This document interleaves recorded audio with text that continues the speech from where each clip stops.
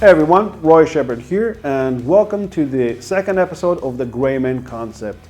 The last episode, we talked about the introduction. We talked about a little bit in general, what is the Gray Man concept, who is the Gray Man. We talked about the Gray Man being the guy in the background, the guy who does not attract attention.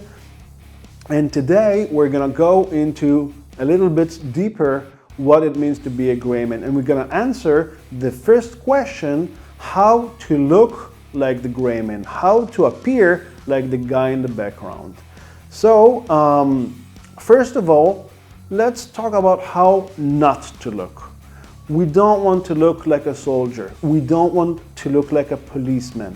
We don't want to look like some sort of a combat range person, like a military guy or anything like that. We want to look like a normal, non-threatening civilian that is part of the local environment. Now, let's talk about a little bit about the soldier or soldier-like appearance. Many people today like the camouflage clothes, either a camouflage jacket or pants, those baggy pants with side pockets, the cargo pants, or some type of M65 pants or jackets.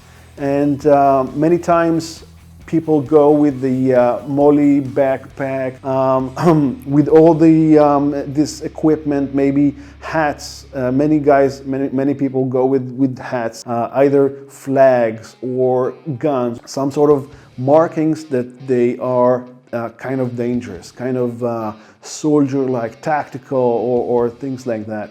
These are the type of appearances that scream out to any say active shooters that we talked about in the last episode.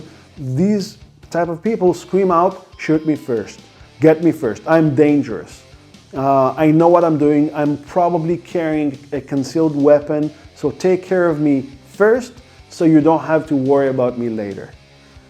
These type of appearances we need to avoid, and we're going to talk about what to do in this episode.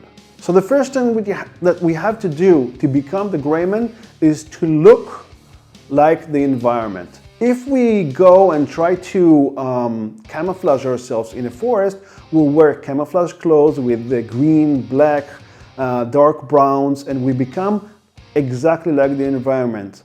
But in an urban situation, the environment is buildings and people.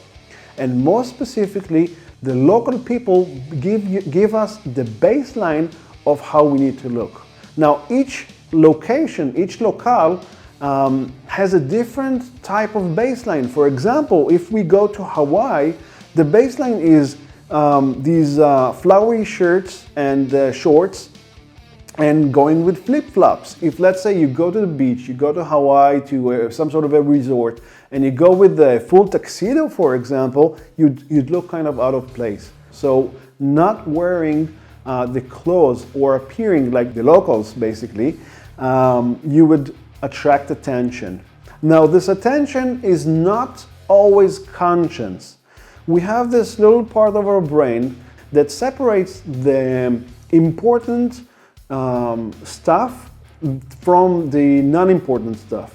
Because if we go outside and see all those stimuli from everywhere, our brain gets overwhelmed. So it has this mechanism to divide what we see from important to non-important. And the non-important goes back to our subconscious, and the important stuff comes to our attention. For example, if we walk the street and we see let's say, a beautiful woman in a red dress, it screams to us and our attention goes directly to that woman. On the other hand, if we go ahead and look for normal people who wear normal clothes, they probably can pass us by and we'll never remember their appearance. From, I don't know, old people to women with their stroller with a baby, or I don't know, a high school student, and we'll talk about that very shortly. We'll go specifically into those type of appearances. But we have to remember that each location is a little bit different. Now, keep in mind, just like situational awareness, we also need to develop cultural awareness. We need to understand that each location in the world looks just a little bit different, a little bit unique to that location, and we have to be aware of that as our baseline. So after we have our baseline, we understand what the local baseline looks like, and we can build some sort of a style on top of that. Now we're going to go into three main style archetypes that I think are the best, and they're all global, which means that they can fit anywhere in the world, but each location has their little twist on that specific archetype style. For example, the first archetype is the unhappy student. This college student, usually they're emotional, usually they wear this hoodie on their head or some sort of a baggy clothes. They have the t-shirt, the black t-shirt with some sort of the local band's logo on them. Sometimes they wear military boots, and they have their student backpack on their bag, many times carrying a laptop. On their ears, they usually have these headphones. Using this archetype gives us an excuse to wear baggy clothes that can cover our gear. We can wear our tactical shoes. We can use and wear our tactical sunglasses. We can have some sort of earbuds in our ears, but for communications, but not to listen to music because that can distract us. And we can have our backpack. There are many covert tactical backpacks that look just like student backpack, but they're actually built inside to be used tactically in EDC situations. This type of archetype would cause people to avoid you and not talk to you because first they think you're listening to music, and second they would immediately be repulsed by the edgy, emotional student look. Nobody wants to deal with that. They have enough teenage emotions at home, and nobody wants more of that on the street. So they would basically leave you alone. The second archetype is the happy, curious tourist. The happy, curious tourist, usually they might have bright colored shirts and pants. They might have a colored backpack, maybe a hat on them. They might have a camera or a camera case. And most people try to avoid these people for, they just don't have time for that, Most tourists would go with a map and ask you, where is that location? Where is that location? Do you know that? Do you know here? And many people, specifically or in busy cities, nobody wants to deal with that. Nobody has the time to deal with that. And all these tourists blend together and become part of the background. I mean, if you live in a place like New York or LA, tourists are part of the background. Tourists are part of the local baseline. So you can actually have a reason to carry a backpack. You have a reason to carry a camera bag. Camera bag can be fantastic for all your EDC equipment. You can have your concealed pistol inside your carry-on bag, magazines. You can have your EDC equipment inside the camera bag. It's very small, it's very comfortable, and nobody would pay attention to it. It becomes, part of the background. You can also have a backpack full of your, EDC or one-day pack if you need to travel or do anything in the city, and it basically keeps you in the background, which is fantastic for us and gives us a reason to have cargo pants, comfortable track shoes, a nice shirt, a hat, and it's fantastic for our purposes. The third and my personal favorite archetype style, the blend men. These guys, they usually wear a polo shirt, they wear a regular blend t-shirt with nothing on them, solid color. They have maybe khakis, sport elegant type of pants. They might have leather shoes. They also might have a backpack on their back. usually a laptop type of backpack. And this type of look is so bland that since it's usually monocolored and usually it's very, let's say, regular, you can find these type of styles anywhere in the world. They just become part of the background. You can go anywhere, do anything, ask anyone anything, and nobody would actually remember how you look like. You look like just a normal person with a shirt and pants. And that's basically one of the archetypes that we can look like. It's the sport elegant blendman.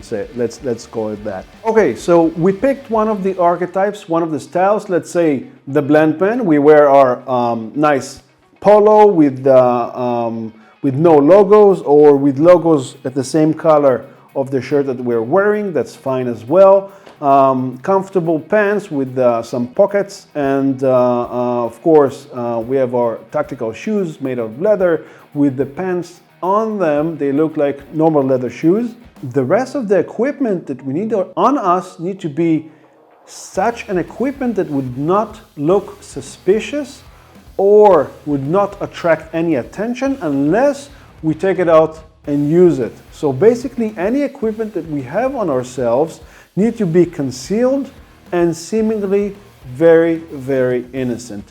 Right now I'll go over several of the items that I have in my EDC personally, and that I recommend here on the video, and of course you can find it in our website, in the shop. You can hear specific reviews for each one of the items specifically.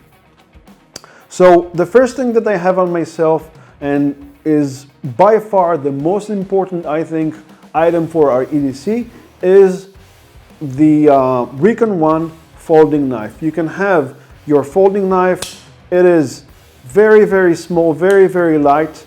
It fits in our pocket with this metal clip. Right here you have the clip on, so it goes deep into our pocket and stays in place. And this item is basically can be used for survival situation, as a self-defense weapon, or to be used in any escape scenarios or anything like that. It is fantastic. The Recon 1 is made of carbon steel. It's very, very sturdy, very strong. You can even use it to lift yourself up, or to even stand on it. If you stick it into some wood or even a wall, you can actually stand on it. The second item that I recommend is the Olight S30R 3 baton, which is this very tiny, seemingly innocent flashlight. It is very, very sturdy. It has a metal backing. It is USB rechargeable, and it has 3 settings. The first setting is moonlight, which can light in the dark. If it's dark, it doesn't attract too much attention. Medium, which is just like a normal flashlight, and high, which is very, very strong. It also has a self-defense mode, which is a strobing light, which can blind your opponent for as long as you keep it on them, and you can actually do anything to that opponent. Someone who is attacking you, you can actually do to them whatever you need. You can neutralize them, you can run away. Blinding them is just as good as hiding, basically. So this is the Olight S30R 3 baton. The third seemingly innocent item is the Gerber Impromptu tactical pen. This tactical pen is fantastic. It is seemingly very, very innocent. Just like a ballpoint pen, you can turn it on and off with this button here at the top. But it's made of stainless steel. It's very, very sturdy, and in the tip it has a very sharp titanium spike, which can break windows and also can be used as a self-defense weapon. It can go anywhere. I went with this pen in airports, anywhere on planes, and nobody even questioned. Inside of it, it has the Write in Rain cartridge, which can write basically upside down, in underwater.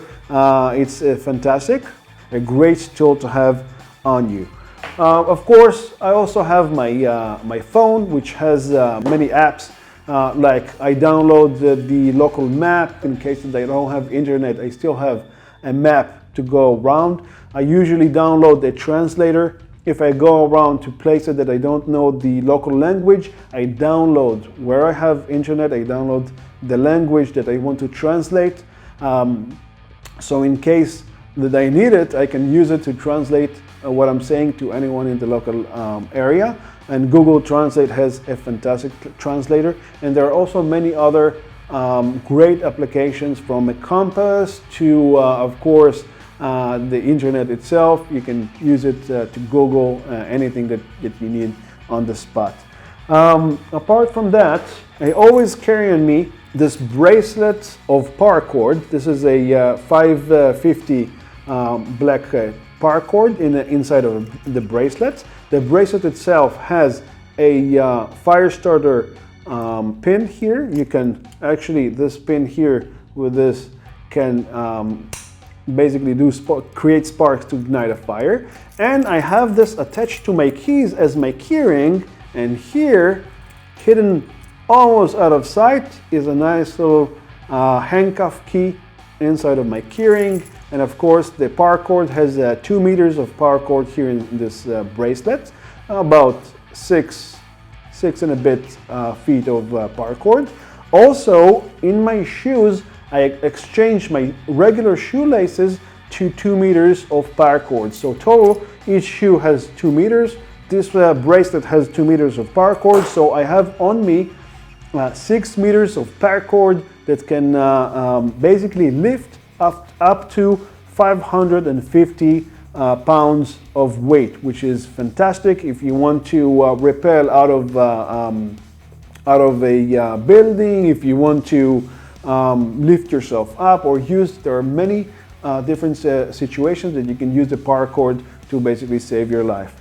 Also, I have my wallet with some money, of course, but I also have some money stashed away inside of a hidden pocket in my pants, which is great to have in you, because if you're in a situation, a survival situation, having a little bit of extra money is always a good thing. Except for that, if it's warm and sunny, I usually have my hat.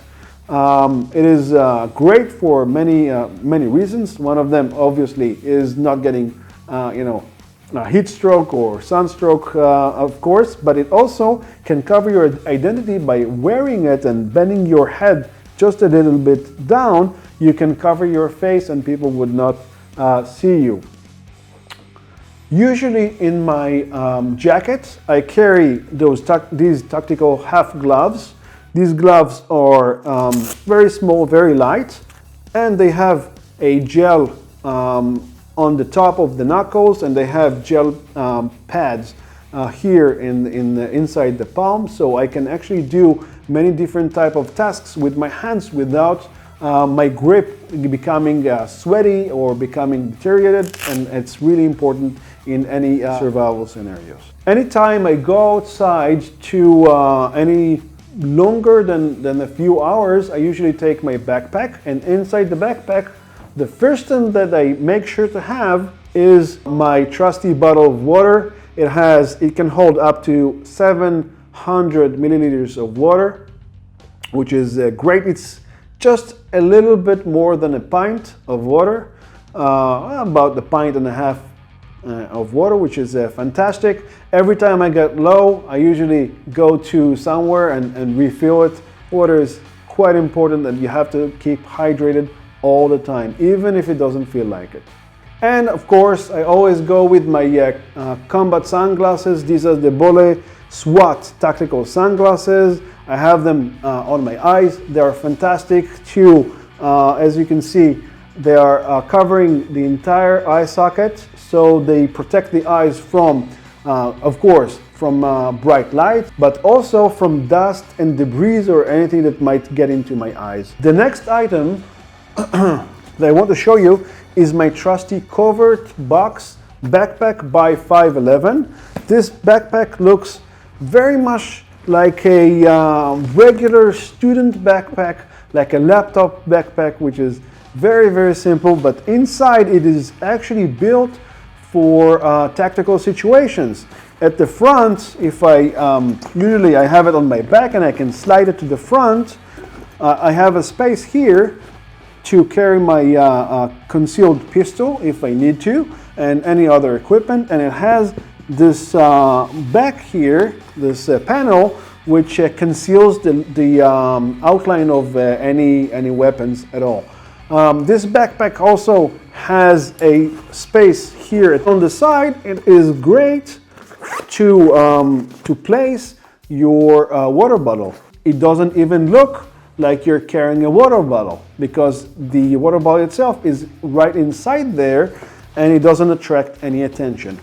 Right here at the bottom, I have my trusty first aid kit, which has everything I need for any emergency outdoors, from my silicone tourniquet to gauzes and bandages to dress wounds or anything like that on the field, and giving good first aid to anyone who might need it.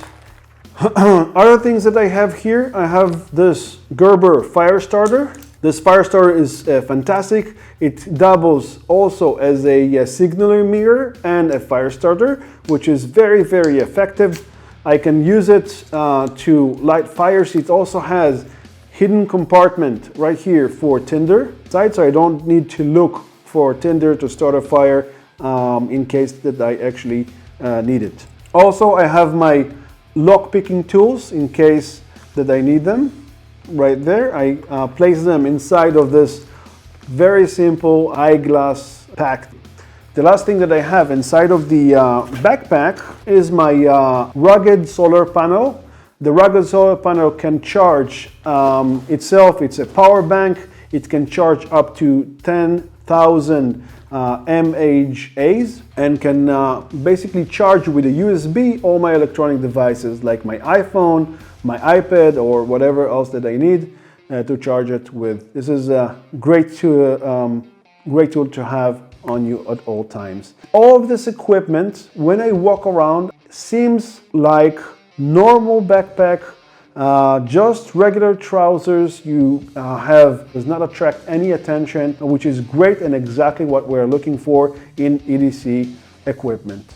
The appearance of a gray man is someone who blends into the background, blends into with the baseline of the cultural awareness of the local area, and has the gray man style archetype that we recommended, one of them at least, and of course carrying on yourself all the EDC equipment, which looks seemingly very, very innocent, very non-aggressive, doesn't attract any attention to anyone around you. So the base idea of appearing like the gray man is appearing like someone who is innocent and in the background. We talked about the gray man appearance, how to look like the man in the background. If you have any questions or any comments or anything you'd like to add, please, I'd love to hear from you. You can do it right here below the video in the comments, or send us on Facebook or an email or any other way that you'd like. In the next video, we're gonna go inside into the behavior of the gray man, how to behave, how to move, how to act as the guy in the background, as the man in the background, how to not attract attention, not only how you look, but how you act. Thanks for watching, and I will see you next time. Until then, stay safe.